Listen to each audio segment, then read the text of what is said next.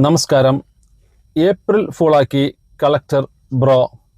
April 1 ഇന്നലെയാണ് N Prashant IAS തൻ്റെ ഔദ്യോഗിക ഫേസ്ബുക്ക് പേജിലൂടെ എല്ലാവരെയും ഫൂളാക്കിയത്. സംതിങ് ന്യൂ ലോഡിംഗ് എന്ന ഹാഷ്ടാഗോടുകൂടി ആ തീരുമാനം ഇന്നെടുക്കുന്നു എന്നാണ് ഇന്നലെ രാവിലെ ഫേസ്ബുക്കിൽ അദ്ദേഹം കുറിച്ചത്. ചിതറിയ റോസ പുഷ്പങ്ങളോടൊപ്പമായിരുന്നു പോസ്റ്റ്. ഇതോടെ പല രീതിയിലുള്ള ചർച്ചകളും അഭ്യൂഹങ്ങളും ഉയർന്നു. എൻ പ്രശാന്ത് ജോലി രാജിവെക്കാൻ പോകുന്നു എന്നതായിരുന്നു ഏറ്റവും പ്രധാനമായ ചർച്ച. പ്രമുഖ രാഷ്ട്രീയ പാർട്ടിയുടെ ഭാഗമാകുന്നു എന്നും വാർത്തകൾ ഉണ്ടായി. മേലുദ്യോഗസ്ഥരെയും സഹപ്രവർത്തകനെയും സമൂഹ മാധ്യമങ്ങൾ വഴി അപകീർത്തിപ്പെടുത്തി എന്ന ആരോപണത്തെ തുടർന്ന് കഴിഞ്ഞ 6 മാസമായി സസ്പെൻഷനിൽ കഴിയുകയാണ് എൻ പ്രശാന്ത്. ഇതിനിടെയാണ് ഫേസ്ബുക്ക് പോസ്റ്റ് സംസ്ഥാനത്ത് ചർച്ചയായത്. എന്നാൽ ഇന്നലെ വൈകുന്നേരത്തോടുകൂടി യാതൊരു വിശദീകരണവുമില്ലാതെ പോസ്റ്റ് അദ്ദേഹം പിൻവലിക്കുകയായിരുന്നു. വിദ്യാർത്ഥിയുടെ പിതാവിനെ പ്രണയക്കണിയിൽ കുടുക്കി പണം തട്ടിയ അധ്യാപിക അറസ്റ്റിലായി. ബംഗളൂരുവിലാണ് സംഭവം. അധ്യാപികയും കിൻഡർഗാർട്ടൻ സ്കൂൾ പ്രിൻസിപ്പളുമായ ശ്രീദേവി റുദാഗി എന്ന 25-കാരിയാണ് സെൻട്രൽ ക്രൈംബ്രാഞ്ചിന്റെ പിടിയിലായത്. താൻ പഠിപ്പിക്കുന്ന സ്കൂളിലെ വിദ്യാർത്ഥിയായ 5 വയസ്സുകാരിയുടെ പിതാവുമായി ബന്ധം സ്ഥാപിക്കുകയും സ്വകാര്യ ഫോട്ടോയും വീഡിയോകളും കൈക്കലാക്കി 4 ലക്ഷം രൂപ തട്ടിയെടുത്ത കേസിലാണ് നടപടി. 20 ലക്ഷം രൂപ ആവശ്യപ്പെട്ടപ്പോഴാണ് ഇയാൾ പോലീസിനെ സമീപിച്ചത്. ആശാ വർക്കർമാരുടെ ആവശ്യങ്ങൾ പരിഗണിക്കാമെന്ന ഉറപ്പ് കേന്ദ്ര ആരോഗ്യമന്ത്രിയിൽ നിന്നും കിട്ടിയതായി മന്ത്രി വീണ ജോർജ്. ഇൻസെന്റീവ് വർധനവും ബ്രാൻഡിംഗിലെ കുടിശ്ശിക നൽകുന്നതും പരിശോധിക്കുമെന്ന് JP നദ്ദ പറഞ്ഞതായി കൂടിക്കാഴ്ചയ്ക്ക് ശേഷം വീണ ജോർജ് മാധ്യമങ്ങളോട് പറഞ്ഞു. കേന്ദ്രം തുക വർദ്ധിപ്പിക്കാതെ സംസ്ഥാനത്തിന് ഒന്നും ചെയ്യാനാകില്ലെന്നും വീണ ജോർജ് വ്യക്തമാക്കി. അരമണിക്കൂറോളം നേരം പാർലമെന്റിൽ JP നദ്ദയുമായി നടത്തിയ കൂടിക്കാഴ്ചയ്ക്ക് ശേഷം മാധ്യമങ്ങളോട് സംസാരിക്കുകയായിരുന്നു വീണ ജോർജ്.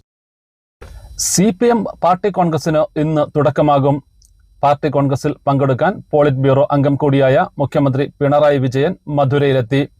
മധുര മാരിയറ്റ് ഹോട്ടൽ ഇനിയുള്ള 6 ദിവസം മുഖ്യമന്ത്രിയുടെ ക്യാമ്പ് ഓഫീസായി പ്രവർത്തിക്കും. മുഖ്യമന്ത്രിക്കൊപ്പം 9 മന്ത്രിമാരും പാർട്ടി കോൺഗ്രസിൽ പങ്കെടുക്കാനായി മധുരയിലെത്തിയിട്ടുണ്ട്. തമിഴ്നാട് സർക്കാരിന്റെ അതിഥിയായ മുഖ്യമന്ത്രി പിണറായി വിജയനെ ഗാർഡ് ഓഫ് ഓണർ നൽകിയാണ് തമിഴ്നാട് പോലീസ് സ്വീകരിച്ചത്.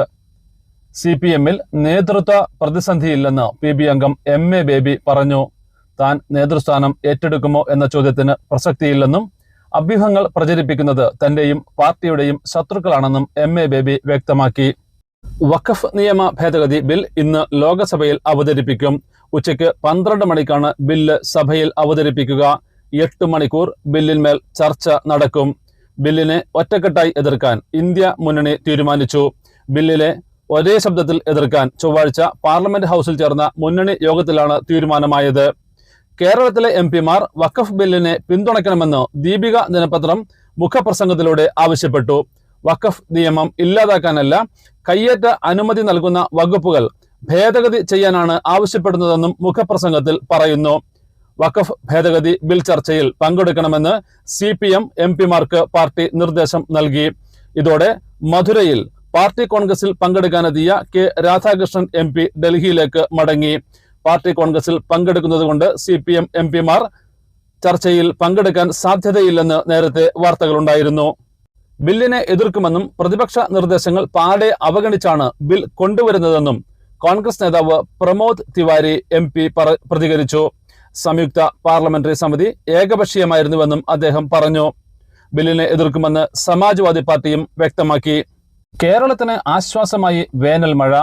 ഇന്നലെ സംസ്ഥാനത്തിന്റെ വിവിധ പ്രദേശങ്ങളിൽ നേരിയ തോതിൽ മഴ ലഭിച്ചു. തലസ്ഥാനത്ത് വൈകിട്ട് 1 മണിക്കൂറോളം നേരം കാര്യമായ തോതിലാണ് മഴ ലഭിച്ചത്. ഇന്നും നാളെയും സംസ്ഥാനത്ത് വേനൽ മഴ സജീവമാകുമെന്നാണ് കാലാവസ്ഥാ വകുപ്പ് വ്യക്തമാക്കുന്നത്. ചില ജില്ലകളിൽ ഇടിമിന്നലോട് കൂടിയ ഇടത്തരം മഴയ്ക്ക് സാധ്യതയുണ്ടെന്നും കേന്ദ്ര കാലാവസ്ഥാ വകുപ്പ് അറിയിക്കുന്നു. മോഹൻലാൽ ചിത്രം എമ്പുരാന്റെ എഡിറ്റിംഗ് പതിപ്പ് തിയേറ്ററുകളിൽ എത്തി. ഇന്നു മുതൽ പുതിയ പതിപ്പിന്റെ പ്രദർശനം ആരംഭിക്കും. എമ്പുരാൻ സിനിമയുടെ പ്രദർശനം അടിയന്തരമായി തടയണമെന്ന ആവശ്യം ഹൈക്കോടതി തള്ളി. സെൻസർ ബോർഡ് വിലയിരുത്തി റിലീസ് ചെയ്ത സിനിമ എന്തിനാണ് തടയുന്നതെന്ന് സിംഗിൾ ബെഞ്ച് ചോദിച്ചു. 2020 നടന്ന ദില്ലി കലാപവുമായി ബന്ധപ്പെട്ട് പുതുതായി തെരഞ്ഞെടുക്കപ്പെട്ട BJP മന്ത്രി കപിൽ മിശ്രയ്ക്കും മറ്റുള്ളവർക്കുമെതിരെ FIR രജിസ്റ്റർ ചെയ്യാൻ ഉത്തരവിട്ട് ദില്ലി കോടതി. തെളിവുകളുടെ അടിസ്ഥാനത്തിൽ പ്രഥമദൃഷ്ട്യാ മന്ത്രി കപിൽ മിശ്ര കുറ്റക്കാരനെന്ന് കണ്ടെത്തിയതിനെ തുടർന്നാണ് additional chief judicial magistrate Vaibhav Chaurasia അന്വേഷണം പ്രഖ്യാപിച്ചത്. വാണിജ്യ ആവശ്യങ്ങൾക്കുള്ള ഗ്യാസ് സിലിണ്ടറുകളുടെ വില കുറഞ്ഞു. 19 കിലോഗ്രാം സിലിണ്ടറുകൾക്ക് 41 രൂപയാണ് കുറച്ചത്. ഇതേ തുടർന്ന് കൊച്ചിയിൽ 1769 രൂപ നിരക്കിലാകും വാണിജ്യ സിലിണ്ടറുകൾ ലഭിക്കുക. American president Donald Trump Saudi Arabia സന്ദർശിക്കും. അധികാരത്തിൽ തിരിച്ചെത്തിയതിന് ശേഷമുള്ള ട്രംപിന്റെ ആദ്യ വിദേശ യാത്രയാണിത്. അടുത്ത മാസത്തോടെയാകും സൗദി സന്ദർശനം നടത്തുകയെന്ന് ട്രംപ് അമേരിക്കൻ മാധ്യമങ്ങളോട് പറഞ്ഞു. MBA പരീക്ഷയുടെ ഉത്തരക്കടലാസുകൾ കളഞ്ഞുപോയ സംഭവത്തിൽ വീണ്ടും പരീക്ഷ നടത്താൻ കേരള സർവകലാശാല. ഏപ്രിൽ 7-നാണ് പുനഃപ്രതി പരീക്ഷ നടത്തുക. ആശാസമരത്തിൽ സർക്കാരിനെ രൂക്ഷമായി വിമർശിച്ച് സാഹിത്യകാരി സാറ ജോസഫ്. ആശാപ്രവർത്തകരുടെ സമരം അവസാനിപ്പിക്കുമെന്നും നമ്മുടെയൊക്കെ ചോറിൽ തലമുടി പാറി വീഴുന്നുവെന്നും സാറ ജോസഫ് പറഞ്ഞു.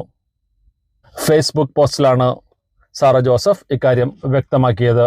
IB ഉദ്യോഗസ്ഥയുടെ മരണത്തിൽ സുഹൃത്തായ മലപ്പുറം സ്വദേശി സുഗാന്തിനെതിരെ ഗുരുതര ആരോപണവുമായി കുടുംബം. ലൈംഗിക അതിക്രമം നേരിട്ടതിന്റെ അടക്കം തെളിവുകൾ കുടുംബം പോലീസിന് കൈമാറി. സുഗാന്ത് 3.5 ലക്ഷം രൂപ തട്ടിയെടുത്തെന്നും കുടുംബം ആരോപിക്കുന്നു. സുഗാന്തിനെതിരെ ഇതുവരെ കേസെടുത്തിട്ടില്ലെന്നും IB ഉദ്യോഗസ്ഥയുടെ അച്ഛൻ മാധ്യമങ്ങളോട് പറഞ്ഞു. KSRTC ജീവനക്കാർക്ക് ആശ്വാസമായി 1-ാം തീയതി ശമ്പളം എത്തി തുടങ്ങി. മാർച്ച് മാസത്തിലെ ശമ്പളം ഒറ്റത്തവണയായിട്ടാണ് വിതരണം ചെയ്തത്. ഓഹരി വിപണിയിൽ നിക്ഷേപിക്കാനെന്ന പേരിൽ ചേർത്തലയിലെ ഡോക്ടർ ദമ്പതികളിൽ നിന്ന് പണം തട്ടിയ പ്രതികൾ കസ്റ്റഡിയിൽ. 7.65 കോടി രൂപയാണ് പ്രതികൾ തട്ടിയെടുത്തത്.